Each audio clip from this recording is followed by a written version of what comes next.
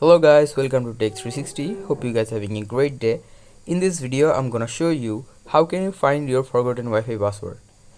So to find it, at first in your Wi-Fi icon, just right click on it and click on open network and internet settings, this option. Now from here in the bottom, this option here, network and sharing center, click on it.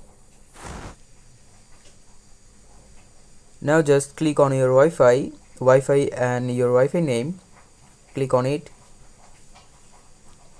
Here you can see wireless properties, click on it, and in the top second option, security, just click on security. Here you can see your Wi-Fi password is here. If you just click on show characters, your Wi-Fi password will be shown. So guys, that's how you can find it. Hope you find this video helpful. If you find this video helpful, then give a thumbs up and don't forget to subscribe the channel. Thank you so much for watching this video.